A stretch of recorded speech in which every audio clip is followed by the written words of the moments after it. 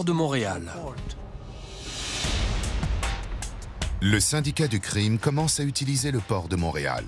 D'abord pour le trafic d'héroïne, à peu près au moment où la famille Rizzuto arrive de Sicile.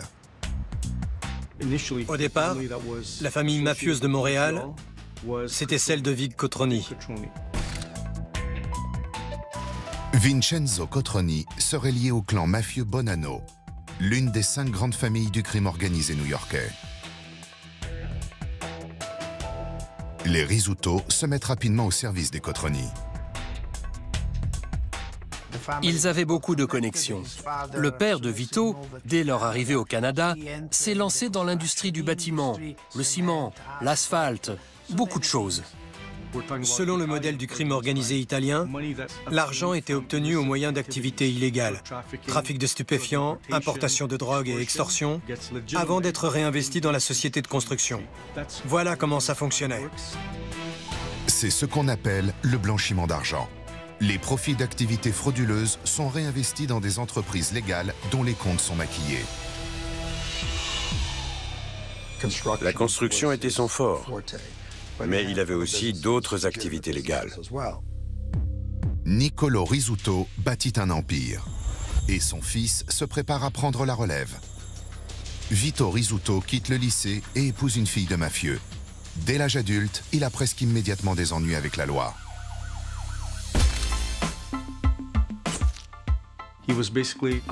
Il avait contribué à allumer un incendie criminel avec son beau-frère. Son beau-frère était propriétaire d'un salon de coiffure pour hommes. Un jour, ils ont décidé de l'arroser d'essence et d'y mettre le feu pour tenter de récupérer l'argent de l'assurance. La police les surprend en train de s'enfuir, les vêtements en feu. Ils sont arrêtés et condamnés. Vito Rizzuto écope de 2 ans de réclusion. Lorsqu'il est sorti de prison, Vito est retourné à Montréal et il s'est mis au travail sérieusement. Il est devenu un capot très réputé. Il gravit les échelons auprès de son père. Rizzuto était mouillé dans tout ce qui pouvait rapporter. Les jeux d'argent, la manipulation des marchés boursiers.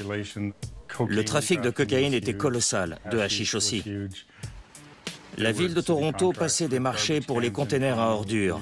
Et sur tous les grands axes de la ville, les contrats étaient au nom de l'organisation Rizzuto. La drogue voyage vers le sud et l'argent coule à flot. Mais des dissensions apparaissent au sein de la mafia montréalaise. Une guerre a éclaté entre les familles mafieuses canadiennes. Les Rizzuto étaient allés en Amérique du Sud, au Venezuela, pour renforcer les itinéraires du narcotrafic. Quand le moment de rentrer au Canada est arrivé, le père de Vito a décimé une génération entière d'un clan rival. Il s'agit de la famille Violi, qui à l'époque travaille pour le parrain Vincenzo Cotroni. C'était dans les années 1970, lorsque les Cotroni étaient au pouvoir. Il y a eu 3 meurtres stratégiques. Les Rizzuto ont éliminé les Cotroni en s'en prenant à ces 3 individus. L'action se déroule en 1976. Le parrain 2 est toujours à l'affiche à Montréal. Un homme est tué à la sortie du cinéma. Un autre est abattu par un sniper d'une balle dans la tête alors qu'il est assis dans sa cuisine. Ça a été un tournant à Montréal. Le pouvoir allait changer de main. Le père de Vito leur a tous réglé leurs comptes. Vito en a profité pour s'élever. Peu de temps après, son père l'envoie représenter la famille lors d'un mariage à New York. En 1980, même l'agent sous couverture qui a infiltré le clan Bonanno entend parler de Vito Rizzuto. Rizzuto était un vrai gangster, impassible, très professionnel. Et s'il est à New York, c'est en réalité pour commettre un meurtre. En février 1997, Donnie Brasco sort dans les salles, avec Johnny Depp dans le rôle titre, face à Al Pacino. Ce film, qui explore l'univers de la mafia de l'intérieur, est inspiré d'une histoire vraie. Johnny Depp a fait un travail formidable. Il n'y a qu'une scène qui me déplaise dans ce film, c'est quand mon personnage gifle sa femme. Je ne ferai jamais ça. Le réalisateur a improvisé. Un agent du FBI, à la fin des années 1970, a infiltré le clan mafieux Bonanno sous le nom de Donnie Brasco. En réalité, il s'appelle Joseph Piston. Mon supérieur m'a demandé si j'étais d'accord pour essayer d'infiltrer un gang de receleurs. Ils faisaient du recel d'objets volés pour la pègre. J'ai dit oui. Mais on ne peut pas choisir une profession violente comme couverture, parce qu'un agent du FBI n'a pas le droit de commettre la moindre violence, surtout en immersion. Alors on s'est dit que voleur de bijoux ferait l'affaire. Joe Piston a réussi à infiltrer la famille Bonanno et à côtoyer au quotidien des psychopathes et des individus souffrant de paranoïa aiguë. À la moindre goutte de sueur sur votre front, s'ils trouvent ça louche, vous êtes mort. Tout le monde ne peut pas travailler sous couverture. Beaucoup de gens pensent qu'il faut être bon acteur. Mais les mafieux ont un sixième sens. Et quand on fait semblant, ils le sentent. En restant soi-même et en se comportant normalement, voilà comment on se fait accepter.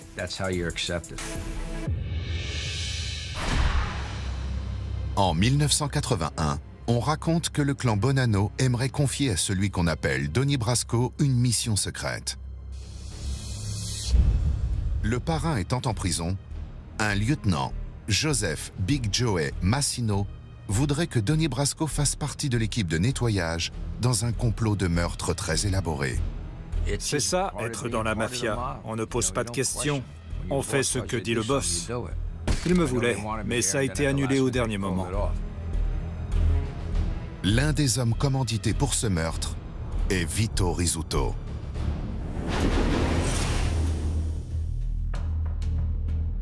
Le père de Vito Rizzuto était le mafieux le plus puissant du Canada à l'époque. Il était évident que Vito ferait ce qu'on lui demanderait. Le 5 mai 1981, des agents du FBI surveillent une voiture pleine de gangsters en route vers un club de Brooklyn. Le plus fou, c'est que plusieurs sources nous ont donné leur nom. Il s'agit de Big Joey Massino, le futur parrain du clan Bonanno, accompagné de deux Canadiens, Gerlando Chacha et Vito Rizzuto. Ils se rendaient sur le lieu du meurtre, au 6709, 13e avenue, à Dyker Heights, New York. Le club appartient à un certain Salvatore Gravano, dit Sammy le Taureau. C'est lui qui, un jour, se retournera contre l'ensemble de la Cosa Nostra en témoignant contre le grand parrain, John Gotti. Mais le 5 mai, il ferme les yeux lorsque Vito Rizzuto et deux autres hommes enfilent des cagoules et se cachent dans un placard, prêts à tirer. Les trois capots de la faction rivale sont entrés, pensant assister à une réunion pacifique. Il y avait Alphonse Sonny Red Indelicato, Philippe Phil Lucky Giacon et Dominique Big Trin Trinchera. Quelqu'un a donné le signal et les Canadiens ont tiré. Vito était l'un des tireurs. Dès que Vito a pressé la détente, il a scellé son destin. Il était dans le monde de son père et de son grand-père, il ne pouvait pas faire demi-tour. Une fois le meurtre accompli, une autre équipe prend le relais. Il y avait l'équipe des tireurs et l'équipe de nettoyage. Elle a ramassé les corps et elle les a passés à une troisième équipe qui s'est chargée de les enterrer sur Ruby et Black Street, à Ozone Park, dans le Queens, le 5 mai 1981. Dès lors, Vito Rizzuto devient une star dans l'univers de la pègre. Du jour au lendemain, tout le monde oublie l'épisode des vêtements en flammes et la condamnation pour incendie criminel. Il a pris la place de son père à la tête de la mafia montréalaise et il a réuni tous les criminels sous une même corporation, capable d'importer des tonnes de cocaïne, d'investir de l'argent dans le monde entier et de faire des profits grâce à l'extorsion, aux prêts usuraires ou toute autre activité illégale à Montréal. Qui plus est, il adopte le mode de vie d'un parrain moderne. Vito Rizzuto ne possédait aucune carte de crédit, aucun véhicule, ni aucune propriété à son nom. Il travaillait dans une entreprise de pompes funèbres, le complexe funéraire Loreto, qui appartenait au mari de sa sœur. C'est une pratique courante chez les pontes du crime organisé. Ça leur évite de voir leurs biens saisis ou confisqués par les autorités. En prenant la tête de l'entreprise familiale, Vito Rizzuto adopte aussi un style qui lui ressemble. Il avait plus l'allure d'un PDG que d'un malfrat. Ses costumes n'avaient pas l'air d'être tombés du camion. C'était du sur-mesure. Son père était beaucoup plus simple, plus rustique. Sur des vidéos de surveillance, on le voit sortir de grosses liasses de billets de ses chaussettes. Vito ne s'est jamais abaissé à ça. Il avait un plan de carrière. Il envisageait aussi bien le court terme que le long terme. Son autorité égalait celle des parrains de New York, et ça a duré des décennies. Mais comme souvent dans la mafia, les alliances et les allégeances s'étiolent. Certains deviennent gourmands, paranoïaques, et les dominos tombent un par un. Le 25 décembre 2002, Steven Spielberg sort un nouveau film, Arrête-moi si tu peux. Leonardo DiCaprio y interprète un escroc caméléon qui file entre les doigts de Tom Hanks et du FBI. Un titre qui conviendrait parfaitement à l'histoire d'un des plus grands gangsters canadiens, Vito Rizzuto, un parrain de la mafia qui se fait passer pour un homme d'affaires respectable. Depuis des décennies, il joue au chat et à la souris avec les autorités canadiennes. De nombreuses agences ont essayé d'enquêter sur Vito Rizzuto et de le traduire en justice. La Gendarmerie royale du Canada, la Police nationale québécoise, la Sûreté du Québec et d'autres agences municipales comme la mienne, le service de police de la ville de Montréal. Mais il n'a jamais été reconnu coupable de rien.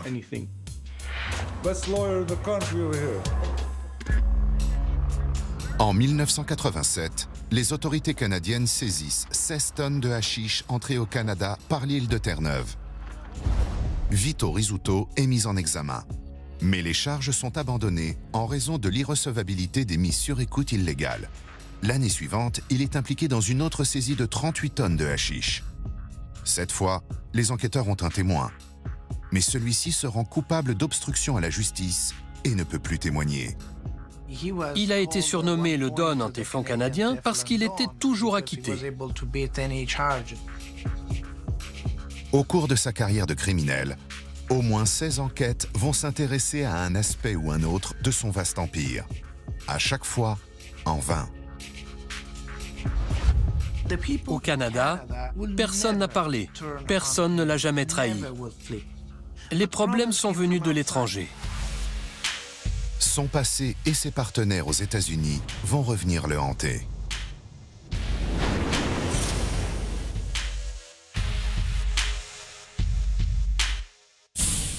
Le 29 juillet 1981, Joe Piston est sorti d'immersion.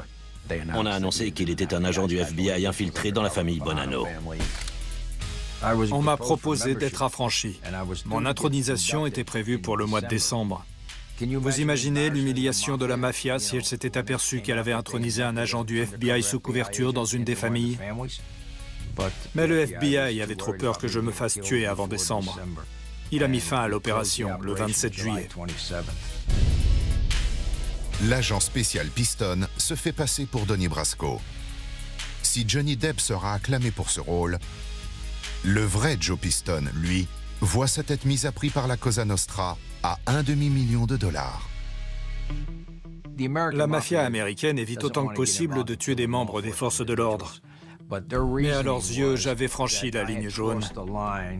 J'avais fraternisé avec eux. J'avais rencontré leurs femmes, leurs enfants, leurs mères, leurs pères. J'avais dîné chez eux. Donc pour eux, j'avais changé de bord. Je n'étais plus un agent du FBI, j'étais de leur monde. Il a fait un travail incroyable. Il a ouvert la voie en recueillant des informations sur le racket opéré par les Bonanno. Le crime organisé contrôlait tout. L'industrie vestimentaire, la collecte des poubelles, la corruption des syndicats. C'était une mine d'informations. C'était la première fois que quelqu'un infiltrait la mafia. Des décennies de preuves ont été exploitées pour affaiblir le milieu. Au total, toutes affaires confondues, il y a eu 234 condamnations. Et ça concernait des affranchis et des hauts gradés. On ne pourra jamais surpasser ça. L'un des hommes pris dans les filets du FBI n'est autre que Joseph Big Joe Massino, celui qui a orchestré l'assassinat des 3 lieutenants en 1981. C'étaient des truands qui faisaient le mal sans se soucier des victimes. Joe Massino en était l'incarnation. En 1985, 17 supposés mafieux sont mis en examen à New York. Big Joe Massino et 10 autres gangsters sont inculpés de racket syndicale.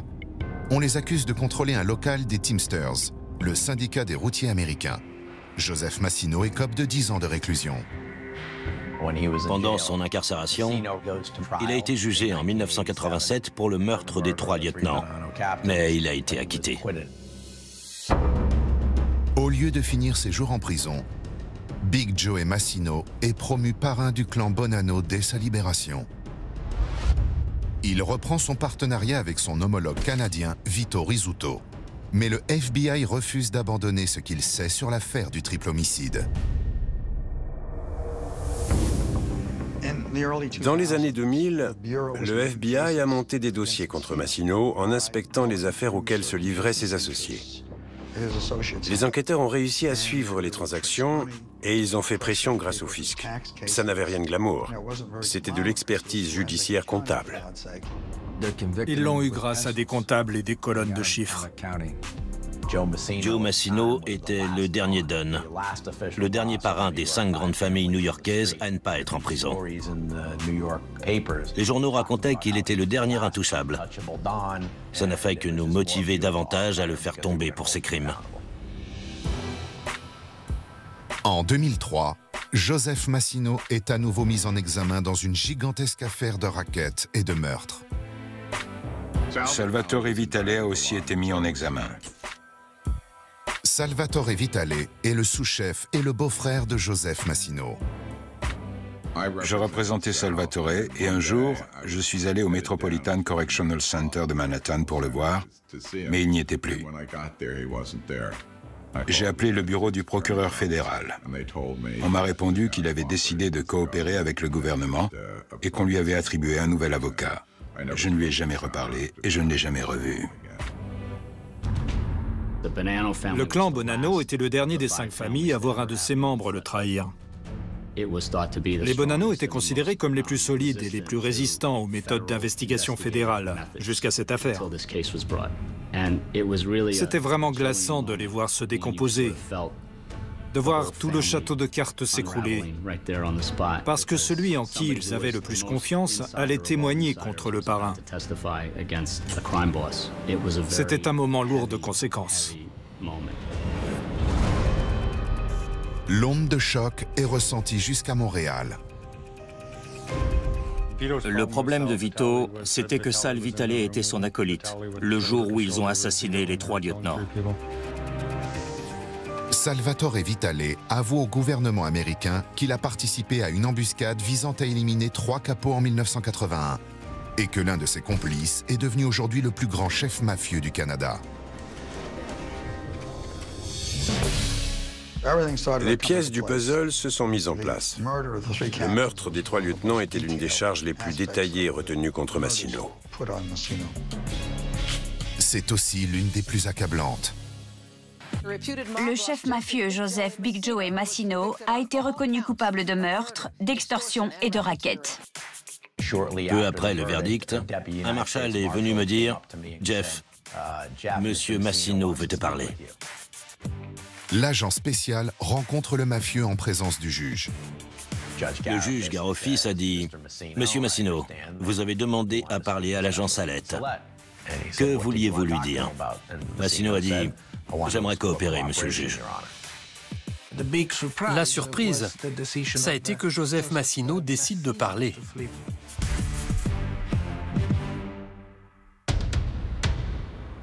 Il commence par communiquer aux autorités le lieu où les corps sont enterrés.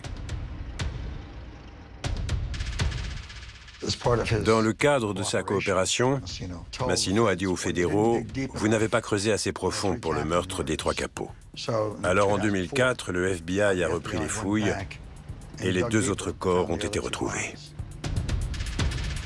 Plus de 20 ans après avoir découvert le corps d'Alphonse Indelicato à Ozone Park, à la frontière du Queens et de Brooklyn, les autorités exhument les restes de Philippe Giacone et de Dominique Trinchera. Le boss a parlé, ça a conduit à Vito. Le 31 décembre 2003, le gouvernement américain met Vito Rizzuto en examen pour le crime qui a contribué à l'amener au pouvoir. Le problème, c'est qu'il vivait au Canada et qu'il était citoyen canadien. Les États-Unis ont demandé l'extradition de Vito Rizzuto. On s'est assuré qu'il ne quitte pas Montréal jusqu'à ce qu'on soit prêt et qu'on ait tous les mandats d'arrêt. Vito Rizzuto ne se doutait pas qu'on surveillait tous ses faits et gestes.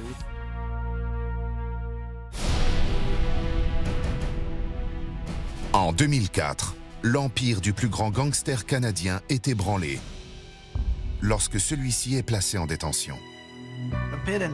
Apparemment, au cours d'une conversation interceptée en prison, Vito Rizzuto s'est comparé à Jules César.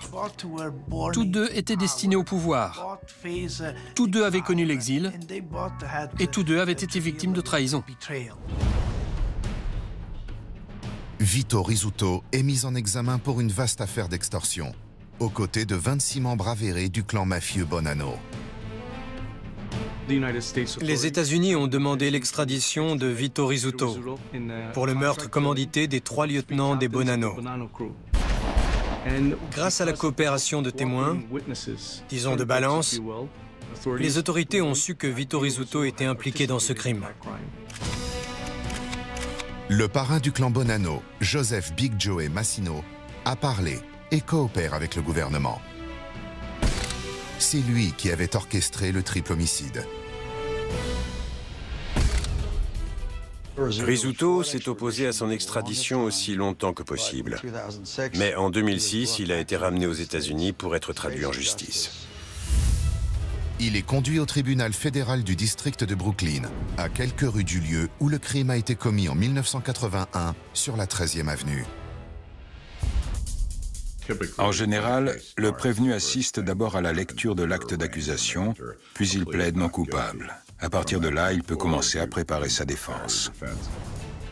L'accusation dispose de témoignages et de preuves concernant le triple homicide. Mais pour faire jouer la loi RICO sur le racket et la corruption, le gouvernement américain doit prouver que la participation de Vito Rizzuto aux activités illégales des Bonanno est toujours d'actualité. On avait tout pour établir la preuve de sa culpabilité au-delà de tout doute raisonnable, étant donné les nombreux témoins attestant de sa coopération avec la famille.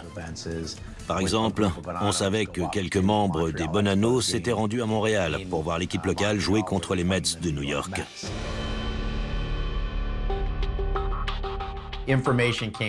On a appris que l'avocat de Rizzuto lui a dit « Tu vas perdre ». On a discuté de la manière dont le gouvernement argumentait ce genre d'accusation. Il présente toujours des témoins coupables d'un nombre incalculable de meurtres et qui sont prêts à balancer tout ce qu'ils savent. Le 4 mai 2007, Vito Rizzuto passe devant le juge pour annoncer qu'il va finalement plaider coupable.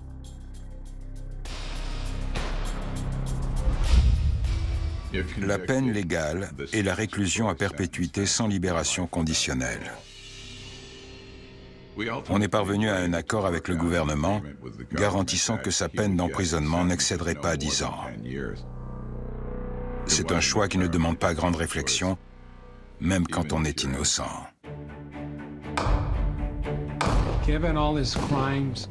Malgré tous ses crimes, tous les meurtres, tous les actes totalement immoraux qu'il a commis dans les deux pays, il n'a pris que 10 ans. Un voleur de bétail aurait été condamné à plus. Vito Rizzuto plaide coupable, mais il refuse d'avouer qu'il a commis un meurtre. Dans sa déposition, il a reconnu qu'il était présent dans le placard. Mais il aurait dit « c'est un hold-up ». Quand Vito a pressé la détente, des gens sont morts. Il a reconnu avoir participé à l'opération, mais pas qu'il avait tué quelqu'un. Le plus intéressant, c'est que dans sa déposition, il a reconnu la conspiration et l'organisation criminelle. Et ça, c'était très inhabituel. Le 25 mai 2007, Vito Rizzuto est condamné à 10 ans de réclusion et une amende de 250 000 $. On pensait que M. Rizzuto serait incarcéré dans une prison new-yorkaise, pas très loin de sa famille. Mais il a été envoyé dans le Colorado, par vengeance, je suppose. Pendant ce temps, à Montréal, son empire est démantelé par une enquête canadienne baptisée le Projet Colisée.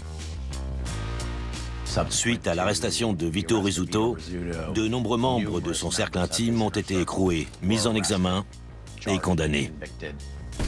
Le projet Colisée, à l'initiative de la Gendarmerie royale du Canada, nous a permis d'établir un lien entre des projets de construction à Montréal et le crime organisé. Les forces de l'ordre ne sont pas les seules à agir. Les rivaux de Vito Rizzuto en profitent également pour régler leurs comptes. D'abord, Paolo Renda, le consigliere, a été kidnappé. Il a disparu et son corps n'a toujours pas été retrouvé. Ensuite, le fils de Vito, Nick Rizzuto Jr., a été abattu au moment où il quittait la maison de sa maîtresse. Et enfin, le père de Vito a aussi été assassiné. Le mode opératoire était le même que celui utilisé par les Rizzuto pour éliminer Rocco Violi. L'affaire Violi s'est déroulée pendant la guerre entre les Rizzuto et la famille Cotroni, alors à la tête de la mafia canadienne. Rocco Violi travaillait pour les Cotroni. Rocco Violi était assis dans sa cuisine quand il a été tué. Et étrangement, Nick Rizzuto Sr. a été assassiné dans les mêmes circonstances des années plus tard. Un tir de haute précision à travers la fenêtre de la véranda. Le sniper l'a abattu devant sa mère et sa sœur.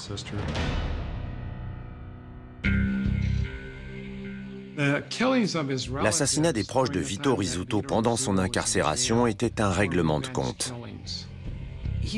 Il se sentait comme un lion en cage. Ça le rendait fou. Mais il ne pouvait rien faire. Le 5 octobre 2012, le lion est remis en liberté. Vito Rizzuto retourne immédiatement à Montréal. Il est d'abord resté introuvable. Puis ses rivaux ont commencé à tomber comme des mouches à intervalles réguliers. On suppose que le parrain de Montréal est revenu se venger. Je ne pense pas qu'il faisait ça pour l'argent. Il voulait sa revanche. Ceux qui menaçaient son statut ont commencé à mourir. Mais l'homme soupçonné de tous ces meurtres finit par succomber à son tour.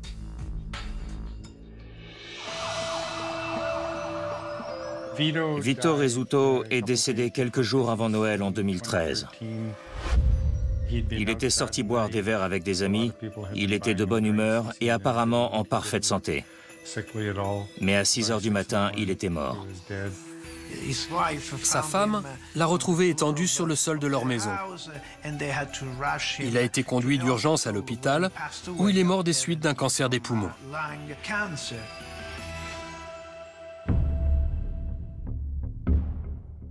Je doute qu'il soit mort de cause naturelle. On a dû mettre quelque chose dans son verre. Quand certains ont demandé à ce qu'une autopsie soit pratiquée, pour écarter avec certitude la thèse de l'empoisonnement, le légiste a dit que c'était inutile. 8 mois après le décès de Vito Rizzuto, le corps d'un certain Ducarme Kenny Joseph est retrouvé criblé de balles. Il était le suspect numéro 1 dans le meurtre du fils de Vito. Il a été la dernière victime de la vengeance de Rizzuto. On raconte que Kenny Joseph avait au moins 10 gangs mafieux à ses trousses dans Montréal et que sa tête avait été mise à prix.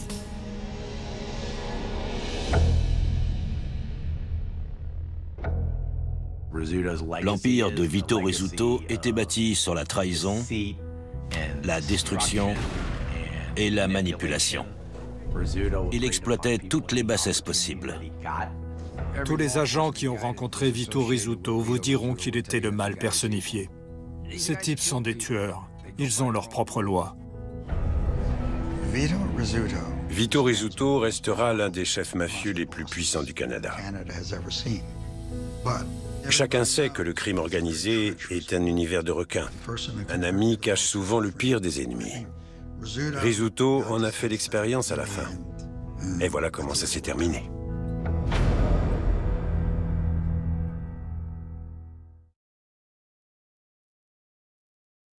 Votre soirée sur les chaînes Planète Plus. Sur Planète Plus, Crime Investigation. Sur Planète Plus, Aventure Expérience. Bonne soirée sur les chaînes Planète Plus. Les gens me demandaient, vous connaissez les Harvey Hustlers?